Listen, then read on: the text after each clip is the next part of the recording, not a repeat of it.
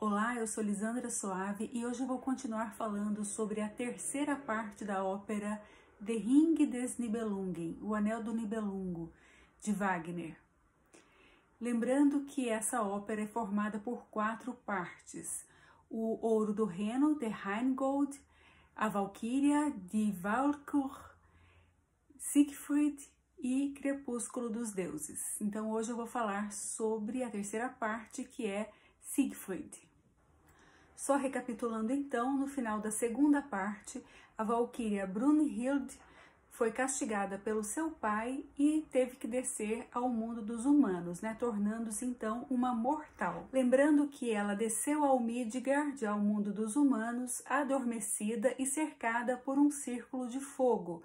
Então, somente um herói muito corajoso seria capaz de transpor aquele fogo e então despertar a Bela Adormecida, Já vimos isso em algum conto de fada por aí. E também no final da segunda parte, a Volsunga Sieglinde tinha sido colocada em segurança pela Valquíria Brunhild, próximo à Caverna do Dragão, que apesar do local bastante perigoso, era o local mais seguro que ela poderia estar, longe das vistas de Wotan. E foi assim que nós terminamos a segunda parte, com a Sieglinde esperando um filho de Sigmund, que vai ser então o herói Siegfried.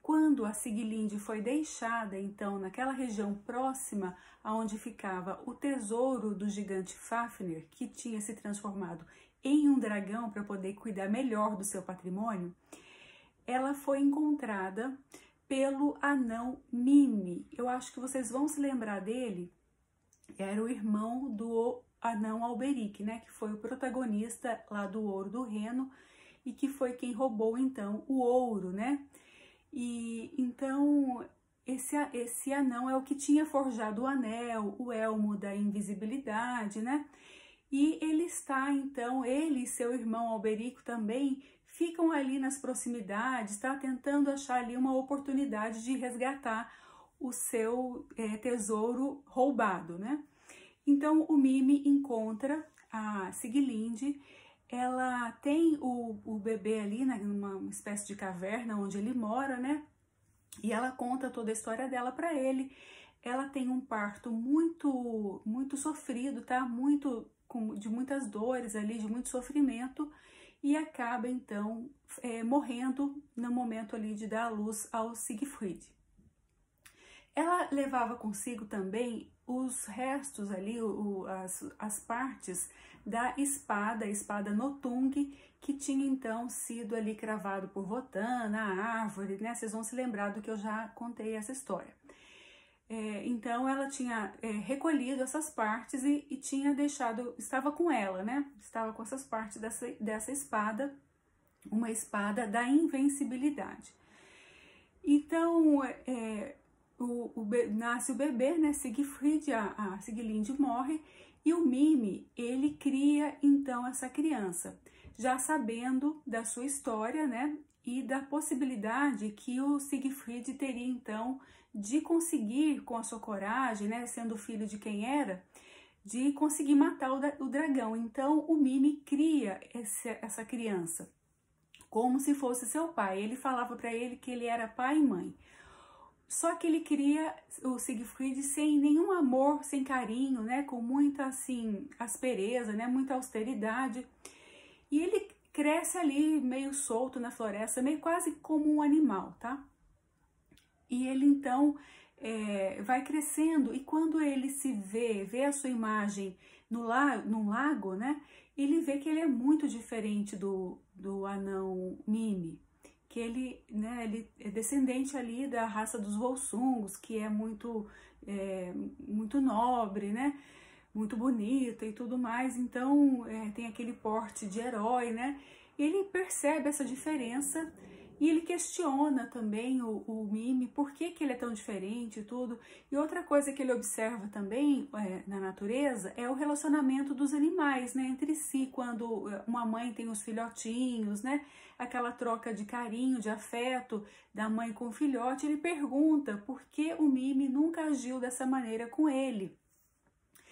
E chega ao ponto, quando ele já está, né, grande, já adulto praticamente, né, um jovem, né, na verdade, ele força então o Mime a contar toda a verdade sobre a sua origem, né, a sua procedência, quem são seus pais, ameaça ali o Mime com um urso que ele catou na floresta.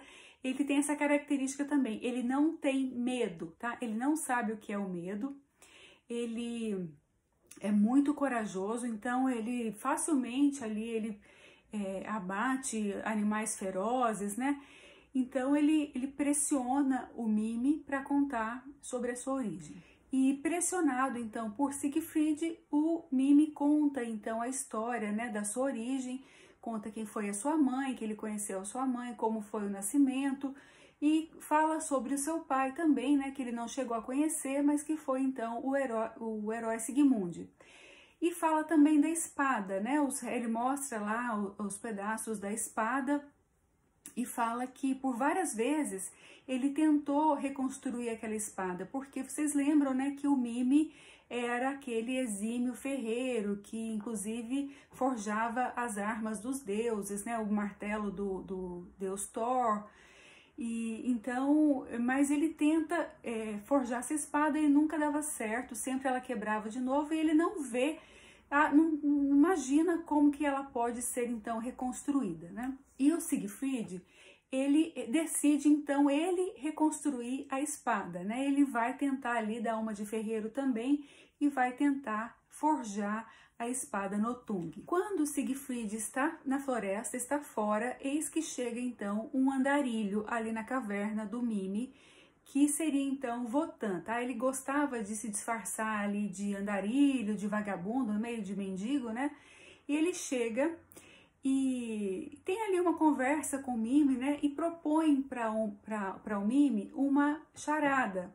Ele permite que o Mime faça a ele 3 perguntas e se ele errasse qualquer uma delas, ele então daria a sua cabeça a prêmio, né?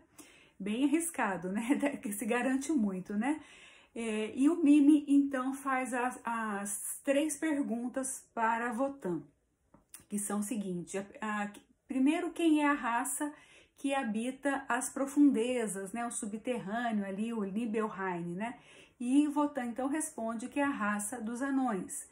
Depois ele pergunta qual é a raça que habita a superfície, né, da terra ali, né, acredito que seja no Midgard também, tá? E Wotan então responde que é a raça dos gigantes. E por último, o Mime pergunta para Wotan qual é a raça que habita as nuvens, né, acima das nuvens, ali os céus, e Wotan diz então que é a raça dos deuses.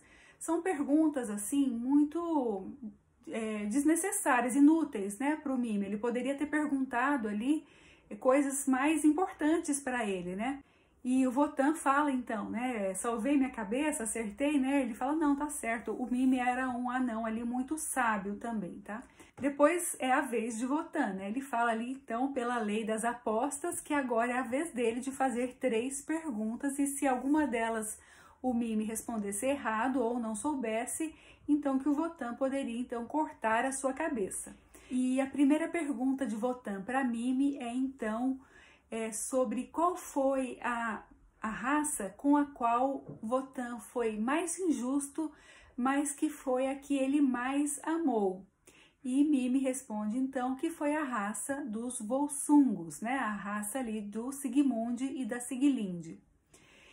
E a segunda pergunta então é o nome da espada da invencibilidade, que daria poderes, né, de invencibilidade para quem a possuísse, ao que Mime responde que é a espada Nothung, que inclusive ele tem lá os destroços dela, né?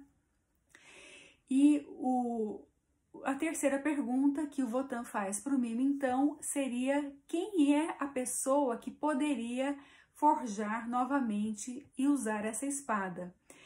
E Mime não sabe responder essa pergunta. Ele fala que ele mesmo já tentou, né, reconstruir a espada sem sucesso E o Wotan fala, bom, você errou, né? Eu poderia então cortar a sua cabeça, mas eu não vou fazer isso, que eu vou deixar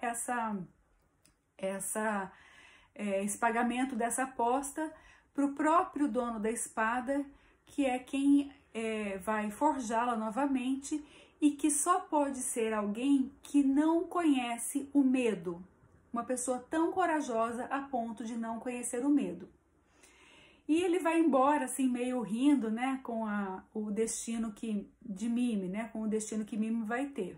Bom, o Mime sempre suspeitou que o Siegfried teria esses poderes, né, diferenciados. Ele percebe que ele é muito corajoso e ele pergunta, mas você conhece o medo, né? Ele falou, não sei o que é. Não, mas aí ele tenta explicar sobre o que é a sensação do medo. Ele fala, não, assim, por exemplo, você está na floresta, tá escuro e você escuta ali rugidos, né, de uma fera muito perigosa que possa te morder, que possa, né, te comer ali. E ele fala, não tenho nenhum perigo, se ela chegar, eu que vou, ela tem que ter medo de mim, e, sabe, ele se mostrava assim pleno, né, ele não tinha medo de absolutamente nada. E aí o Mime fala, não, então eu vou te levar. Nisso o Siegfried está ali forjando a espada e o Mime tá vendo ele fazer tudo errado. Ele fala, até ele brinca e fala, ai meu Deus, não tem como um sábio ajudar um tolo. Só eu tava vendo a legenda em espanhol, né? E ele fala assim, não, só a tonteria pode ajudar um tonto, né?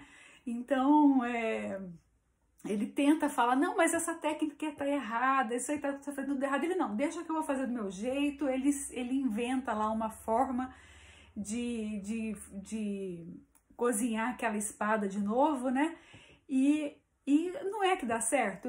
O próprio Mime fica espantado ali, que ele consegue, a espada fica maravilhosa. Mas nisso o Mime tá falando ali sobre o medo para ele, né?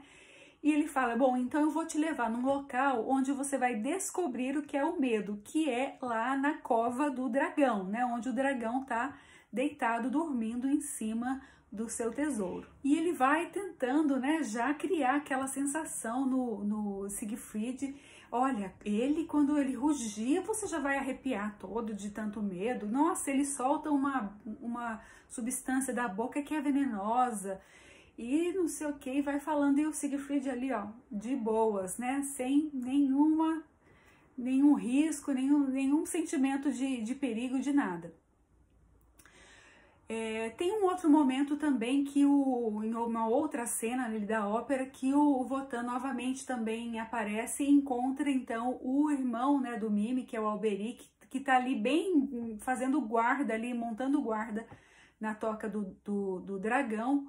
E eles conversam e a Wotan já avisa, olha, tá vindo aí o seu irmão Mime com o herói Siegfried, e ele então, ele vem com uma espada, com a espada Nothung, ele vem para matar o dragão, e ele vai ficar com o ouro, né, que deveria ser seu. Na verdade, o Wotan, ele já, como ele tinha assim o poder da sabedoria de parte, né, não de tudo, mas de parte do destino ali dos deuses, ele sabe o que está por vir, ele sabe o que foi desencadeado, né, com o roubo desse ouro, por enganar os gigantes, enganar os anões. Ele sabe que tá alguma coisa ruim para acontecer, né? Então ele tenta evitar, e ele sabe que isso vai começar, vai ser desencadeado quando o Siegfried então matar o dragão. Então ele tenta de todo jeito impedir que isso aconteça. Ele já vai avisar o Alberic, ó, você tá liberado, se você quiser fazer qualquer coisa, né, sei lá, vê aí o que você pode fazer, mas por mim, você pode estar liberado para você agir conforme a sua consciência, né. Mas então, num outro momento, eles tentam acordar, né, avisar ali o dragão, ele acorda o dragão para avisar que o Mime tá vindo com o Siegfried. E o dragão fica muito bravo porque ele quer ficar no sono dele sem ser perturbado, né? E então ele fica bravo. Mas ele tem que sair todo dia para tomar água pela manhã. Esse dragão sai ali da sua cova, né? Da sua toca, para beber água, então vai ser o momento que o Mime vai esperar para atacar, né? E eles chegam ali então, e o Siegfried em determinado momento está só, né? Quando o dragão então sai da sua toca para beber água, e ele aproveita aquela oportunidade, troca ali tem um diálogo ali com o dragão, né? Explica mais ou menos, dá até uma chance, né, para ele, mas como ele tem que seguir seu destino e tudo mais, o dragão o ataca também, ele tem que se defender e acaba então matando o dragão, né, desferindo a espada contra o coração do dragão Fafnir. Essa espada então está ali suja com o sangue, né, do dragão, e sem querer o Siegfried leva a boca, tá? Os dedos ali sujos com aquele sangue, e ele passa então, adquiriu ali os poderes, né, desse dragão. Ele começa a ter o poder, inclusive, de ouvir os pássaros, tá? Então tem até aquela história, né? Ah, um passarinho me contou, né? Então esses pássaros vêm até o Siegfried e contam para ele da verdadeira intenção do Mime, que era então de matá-lo, que ele nunca o tratou, não o criou como o pai, né, por amor nem nada, e que na verdade ele queria usar esses poderes do Siegfried para que ele matasse o dragão e o Mime então o matasse, né, o Siegfried, e ficasse então com todo o dinheiro, com todo o ouro ali para si.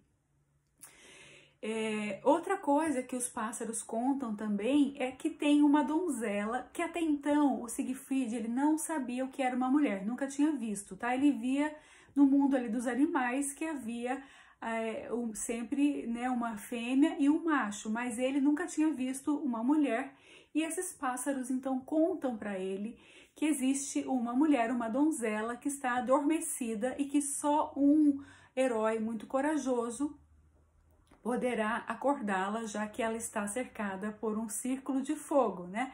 E ele já fica todo animado, mas antes disso vem então o Mime e tenta realmente enganá-lo, né? Porque ele é meio ingênuo, tá? O Siegfried, ele é um rapaz muito bobo até, bastante ingênuo, até meio bobão mesmo. E só que com os poderes que ele tinha adquirido ali, ele já está de posse do anel, tudo mais, né, com aquele sangue do dragão também, ele consegue então decifrar os pensamentos ali do Mime, né? E o Mime vem com uma poção envenenada ali para matá-lo, né? Falando, trouxe aqui para você, você deve estar muito cansado, né? Trouxe aqui um caldinho para você recuperar suas forças. E na verdade ele fala o que ele está pensando, então ele mesmo se entrega, e aí acaba que o Siegfried acaba então cortando, né, a cabeça do anão Mime. Depois disso, então, ele, orientado ali pelos pássaros, né, que mostram para ele o caminho, ele vai em busca dessa donzela adormecida. Bom, então depois disso, ali orientado pelos pássaros, né, que falam com ele e mostram também ali o caminho, ele vai então onde está a donzela adormecida, ele passa a barreira ali do fogo, né, nada acontece com ele, né, ele passa aquela barreira do fogo, ainda continua sem conhecer o que é o medo. E encontra ali uma pessoa que ele imagina ser um soldado, um guerreiro, tá? Adormecido, debaixo de um escudo. Ele pensa que é um soldado justamente por estar, né, com essa armadura, né? Estar ali com o escudo, o elmo na cabeça, né? E ao lado também está um corcel, né? Um cavalo. E ali então ele tenta ajudar, né, ver se a pessoa tá morta, ele tira o elmo, tira o escudo, com a sua espada ele desata também a armadura, né, e fala, nossa, é um soldado, né, é um guerreiro. Mas a hora que ele tira o corpo ali da armadura, né, ele vê que é diferente, né, ele fala, uai, que bonito, né, esse soldado é muito bonito, que coisa, né? E começa a ter sentimentos estranhos ali, né? E aí ele vê o corpo assim e fala, não, isso aqui não é um homem, isso é uma mulher, né? E ali ele fica assustadíssimo pela primeira vez, ele então sente o medo. Ele que enfrentou ali feras perigosas na floresta, né? A escuridão da noite, e enfrentou um dragão e passou por tudo isso sem saber o que é o medo. Na primeira vez que ele se defronta com uma mulher, ele fica completamente apavorado. Mas aos poucos ele vai pensando ali, não, ele tá respirando, né? O seu peito tá levantando, então tá respirando, tá viva. Como é que eu vou fazer para acordar? Tenta mexer ali, tenta dar o jeito dele de acordar. Ele fala, não, eu vou tentar passar o meu sopro aqui para a boca dela. E aí, então, ele acaba beijando. Logicamente, se trata de Brunhilde, né? E que, na verdade, é a tia dele, né? Porque ela é irmã, é meia-irmã do Sigmund, né? Mas só que ela ficou ali durante, sei lá, décadas, né? Mais de uma década, com certeza, adormecida. Continua bela, jovem, né? E ele, então, desperta a valquíria Brunhilde. Ela, ao despertar, também fica ali, né? Meio perdida, tentando se localizar, se lembrando o que aconteceu e tudo. Ela o vê. E ele se apresenta, ela sabe, né, quem é ele, ela fala, nossa, eu acompanhei a sua infância, vi você crescer, né, e ela se apresenta também, conta sobre o mundo dos deuses, mas ele fala, olha, eu estou apaixonado por você, eu estou louco de desejo por você, e você agora é uma humana e está destinada a viver comigo. Ela não, ela tenta ainda, ela está assustada, tá? Ela é uma donzela, nunca nenhum homem teve a ousadia de se aproximar dela, e ela fala não, ela ainda se sente assim, muito vulnerável, né? E aquilo que eu falei no último vídeo, né? Para elas ali, se submeter a um homem é uma coisa de muita desonra, então ela tá desconfortável com aquela situação, ainda mais sendo ele quem é, mas aos poucos ela também vai despertando esse sentimento de amor por ele, vai assim se conformando que agora é uma mulher e não mais uma semideusa, né, como era antes, e aos poucos esse sentimento também de mulher por aquele homem vai brotando nela também. E aos poucos ali eles vão se acertando, vão chegando ali no consenso, né? E acabam então se entregando ao amor, tá? E assim então acaba essa terceira parte da história da ópera, sobre os primeiros anos ali, o início da vida do herói Siegfried. Uma coisa importante que eu acabei esquecendo de falar é que antes de chegar lá no topo da montanha, onde está a donzela adormecida, o Siegfried encontra então no caminho com Wotan. O Wotan ainda tenta uma última vez impedir com que ele cumpra ali o seu destino, né? E entra em luta mesmo com ele, tenta impedi-lo. Eles acabam então lutando, né, duelando entre si, e dessa vez o Siegfried leva a melhor, tá? Diferente de seu pai Sigmund, que acabou sendo morto ali, né, por Wotan, mas dessa vez o Siegfried sai vencedor. Ele quebra então com a sua espada Nothung, ele quebra a lança de Wotan, e essa lança para ele é muito importante, tá? É onde estão escritas as runas. Então todos os contratos ali, os combinados, têm o seu valor por estarem escritos na lança de Wotan, né? Tanto que foi a questão lá da construção do Palácio de Valhalla, né? A questão também da morte dos dois, né? Dos dois irmãos, porque estavam indo contra essas leis que estavam escritas então com as runas na lança de Wotan. E dessa vez o Siegfried então ele quebra essa lança, dando início à decadência dos deuses, né, que a gente vai ver então na próxima parte. Uma inovação que foi criada por Wagner, que depois foi adotada amplamente no cinema também, é a técnica do leitmotiv, que é aquele fio condutor levado ali pela orquestra e que acompanha então o desenrolar da história, tá? Então ali quando vem os gigantes, tem um tipo de melodia, quando vem quando é sobre a espada, quando é sobre a valquíria, quando, né, cada momento da história tem a sua melodia respectiva, né? E isso volta, né, conforme aquela situação se repete, aquela melodia volta a ser tocada novamente. Então aquilo é o leitmotiv que depois, hoje pra gente é tão óbvio que a gente passa a achar que sempre existiu. Não, foi uma coisa, uma inovação que foi criada por Wagner justamente nessa ópera, tá? Aquela coisa, por exemplo, Star Wars, né, que a gente tem ali o tema do Darth Vader, e vários outros filmes, né, no cinema que tem aquele tema específico, então isso foi uma inovação criada por Wagner. Tá bom? Então, por enquanto é isso, eu vou ficando por aqui, eu espero que vocês tenham gostado, se gostaram deixa o like e até o próximo vídeo.